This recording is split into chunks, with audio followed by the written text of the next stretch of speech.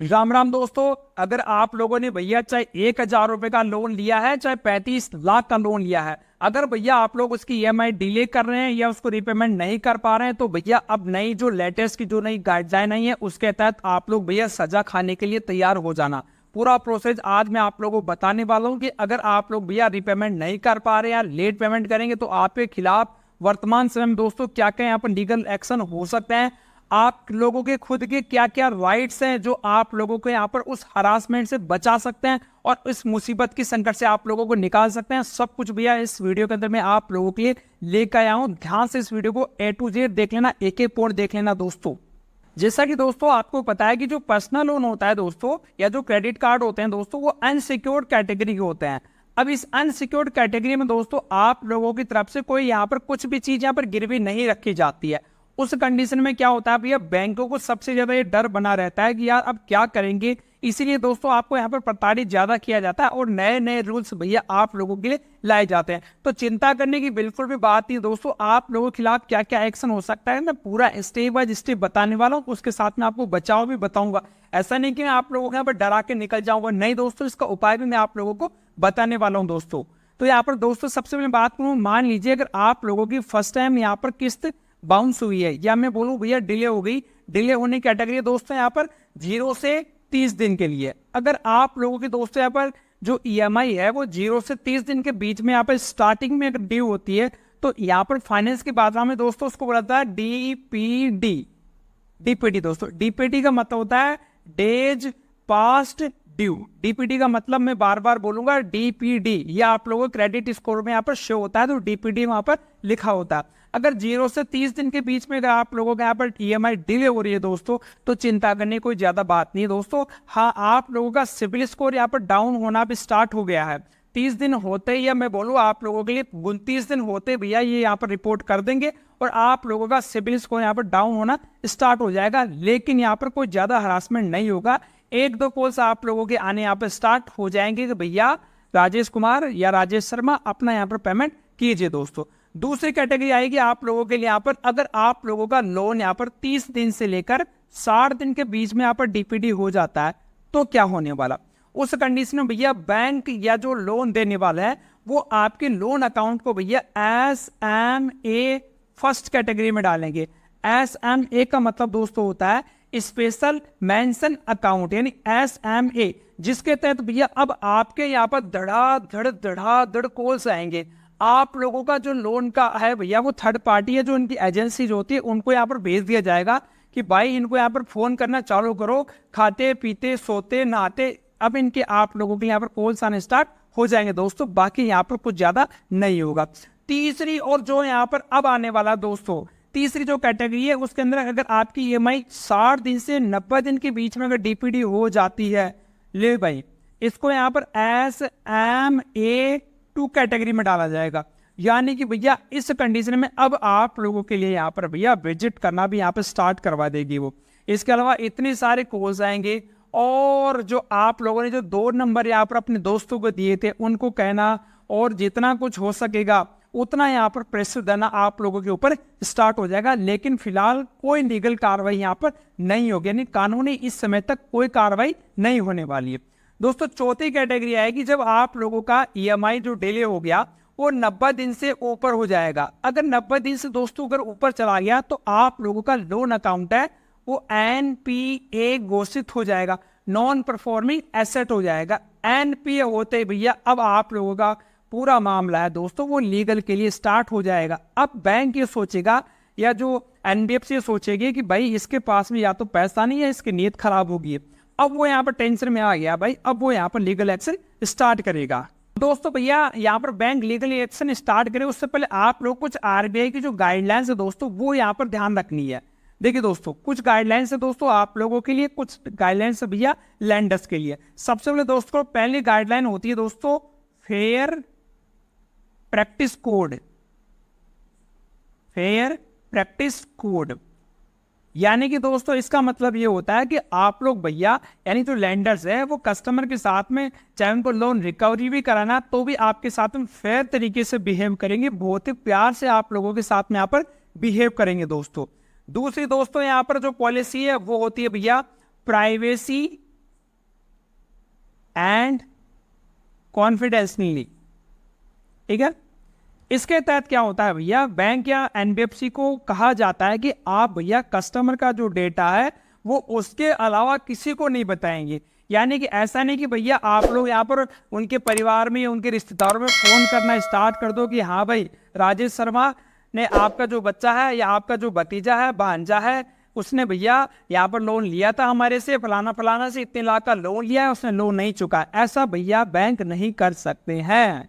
हाँ, जो instant loan app होते हैं या जो फ्रॉड ऐप होते हैं वो भैया आप लोगों के साथ में ऐसा कर सकते हैं। बाकी लीगली आरबीआई यही कहता है, ये डाटा की प्राइवेसी आपके साथ में होगी, क्योंकि लोन आपने लिया है तो लोन चुकाना भी आपको, तीसरा आदमी इसके अंदर इन्वॉल्व अभी तक नहीं किया जाता। तीसरी पॉलिसी होती है दोस्तों रिकवरी एजेंट्स के लिए। जो भैया यहाँ पर बैंक क्या होता है, थर्ड पार्टी को हायर करता है, क्योंकि बैंक के एम्प्लॉयज यहाँ पर डायरेक्ट खुद नहीं जाते हैं, वो उन्होंने इसके लिए कमीशन बेस के ऊपर कुछ एजेंसियां रखी हुई है। वो क्या करेगी, आप लोगों का पैसा वसूलेगी और कुछ कंडीशन में 30% तक का भी कमीशन चार्ज करती है। वो देखते हैं भागते चोर की लंगोटी सही। तो एजेंट्स के लिए दोस्तों यहाँ पर कुछ पॉलिसी है। सबसे पहला है यहाँ पर कि भैया जो भी एजेंट्स होगा वो आप लोगों से अपॉइंटमेंट लेकर आपके घर आएंगे। एजेंट क्या करें दोस्तों, आपको यहाँ पर पहले कॉल करेंगे और बोलेंगे भैया यहाँ पर आप लोग मिल जाओगे घर पे या कहाँ पर आप लोग मिलोगे, तो आप लोगों से बात करके टाइम फिक्स करके आपके घर पे आएंगे। और हाँ, रात शाम को 7 बजे के बाद में भैया वो आपके पास में नहीं आ सकते हैं। दूसरी बात दोस्तों, उनके पास में एक आइडेंटिटी प्रूफ मस्ट होना आवश्यक है। और तीसरा भैया उनके साथ में बैंक की तरफ से एक ऑथराइजेशन या एक लेटर होता है जिसमें ये लिखा होता है कि भैया ये एजेंसी इस लोन को रिकवर करने के लिए ऑथराइज है, यानी कि वो एक तरीके से बैंक की ही टीम है, ऐसा उनके पास में एक लेटर होना जरूरी है। अन्यथा आपके साथ में कोई फर्जी आदमी आकर भी भैया स्कैम करके जा सकता है। अब ये तो हो गया दोस्तों यहाँ पर कुछ पॉलिसीज। दोस्तों बात करें भैया क्या क्या आपके खिलाफ लीगल एक्शन हो सकता है। दोस्तों जैसे ही आप लोगों का अकाउंट भैया एनपीओ हो गया घोषित, एनपीओ होने के बाद में भैया यहाँ पर 3 नोटिस आएंगे। यहाँ पर 3 भैया नोटिस जारी किए जाएंगे दोस्तों, जिसमें भैया पहला नोटिस आएगा धारा 138 का। अब वर्तमान समय दोस्तों इसको क्या कहते हैं वो एक बार आप लोग कंफर्म होकर देख लीजिए, क्योंकि मैं यहाँ पर कोई लीगल एडवाइजर नहीं हूँ भैया, मैं तो आपको एक एजुकेशनल, एक आप लोगों को अनुभव के आधार पर बता रहा हूँ। लेकिन अगर ऐसा कुछ होता है तो आप लोगों को एडवोकेट या जो लीगल एडवाइजर है वही हायर करना चाहिए दोस्तों। तो भैया यहाँ पर ये जो एक्ट है भैया वो लगाता है चेक बाउंस का, क्योंकि उन्होंने भैया 3-3, 4-4 चेक साइन करवा के रखे हुए हैं, तो कोई सा भी एक चेक लगाएंगे बाउंस करके आपको 138 के अंतर्गत लेंगे, जिसके तहत आप लोगों को मैक्सिमम 2 साल की सजा हो सकती है। लेकिन चिंता करने की बात नहीं दोस्तों, कोर्ट में जाकर यहाँ पर बहुत 90% दोस्तों ये केस यहाँ पर फेल हो जाते हैं। कोर्ट का जो जज होता है वो भी ये समझता है कि यार नहीं, इसके आप लोगों का जो यहाँ पर जो लॉयर होगा वो अच्छे से उसको डील करेगा कि भाई ये प्रॉब्लम होती है, और मोस्टली यहाँ तक ये पहुँच ही नहीं पाते, क्योंकि यहाँ पर कुछ इनके पास में होता नहीं है कि आप लोगों को यहाँ पर डराया धमकाने के अलावा और ज़्यादा ये कुछ नहीं कर पाते हैं। लेकिन अगर आपके पास पैसा है तो भैया इनको यहाँ पर दे देना चाहिए, आपके फ्यूचर के लिए और वर्तमान के लिए सबसे सही होता है। दूसरी बात करते हैं दोस्तों, यहाँ पर जो नोटिस आएगा वो आएगा LRN का, लोन रिकॉल नोटिस दोस्तों। इसके तहत आप लोगों का लोन के रिगार्डिंग बोला जाएगा कि भाई आपका इतना पैसा हो गया, इतना हो गया, दे दो भाई, ऐसे कर दो, हम ये कर देंगे, वो कहेंगे। तीसरा एक नोटिस आएगा दोस्तों DLN का, डिमांड लीगल नोटिस। ये 3 नोटिस आएंगे बस दोस्तों आपके पास में, बाकी ऐसा और कुछ नहीं, क्योंकि इनके पास में कोई कोलेट्रल तो गिरवी रखा नहीं, या कोई सरफेसी एक्ट लगा देंगे या उस प्रॉपर्टी को यहाँ पर बेच देंगे, वो होता है सिक्योर के ऑप्शन में। और यही कारण है कि भैया इनको खुद को पता है कि भाई 100 में से यहाँ पर 15% तो लोग खा जाएंगे इनका पैसा, इसलिए उसकी वसूली के लिए बाकी के 85% लोगों से यहाँ पर ब्याज ज़्यादा वसूलते हैं। सबसे इंपॉर्टेंट चीज़ आएगी भैया अपना बचाव के लिए आप लोग क्या करेंगे दोस्तों। सबसे पहला काम तो दोस्तों, अगर आपके पास में पैसा है तो प्लीज भैया आप लोग इनको लौटा दीजिए। क्यों? क्योंकि आप लोगों का जो क्रेडिट रिपोर्ट है भैया इसके बाद में खराब हो जाएगा यार। अगर आप लोगों ने भैया DPD कर दी तो कोई दिक्कत वाली बात नहीं है, लेकिन अगर आपने पूरा पेमेंट दे दिया इनको ब्याज और पेनल्टी मिला के, तो DPD का इतना यहाँ पर प्रभाव नहीं पड़ने वाला है। जब आप नेक्स्ट लोन लेंगे तो आपसे बस जो क्रेडिट मैनेजर होगा वो इतना ही पूछेगा कि यार क्या बात होगी, तो आप बता सकते हैं कि भाई घर में ये खत्म हो गए थे या मेरी ये नौकरी छूट गई थी, तो फिर यहाँ पर कोई दिक्कत नहीं आएगी, आगे आपको लोन मिल जाएगा। लेकिन अगर दोस्तों यहाँ पर आप लोगों ने भैया इसको बिल्कुल भी नहीं चुकाया, आप लोगों ने भाई इसको कुछ भी टच नहीं किया, तो भैया फिर आप लोगों को यहाँ पर लोन नहीं मिलने वाला। हमेशा जब चाहेगा भैया फोन, बैंक, रिकवरी वाला कभी भी आपके पास में आ सकेगा।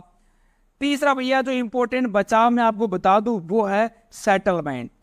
जी हाँ दोस्तों, अगर आपने सपोज करो 1 लाख रुपए का लोन लिया था और आप लोग को खुद को यहाँ पर ऑफर दिया जाएगा। कैसे? पहले ऑफर मिलेगा भाई ब्याज पेनल्टी छोड़ 1 लाख रुपए दे दी, हम क्लोज कर देंगे। नहीं, फिर बोलेंगे नहीं करोगे, नहीं भाई मजबूत रहना उस समय। फिर बोलेंगे 75 ले ले, फिर 50। आप लोग नहीं, मैं तो 35 1 रुपया नहीं दूंगा, कर देंगे सेटलमेंट। एक बात ध्यान रखना दोस्तों, चाहे आपने सेटलमेंट के अंदर 1 रुपया भी अगर बचाया है, ध्यान रखना, यह आप लोगों ने भैया 75,000 रुपए बचाए हैं, दोनों की बराबर वैल्यू रहने वाली है।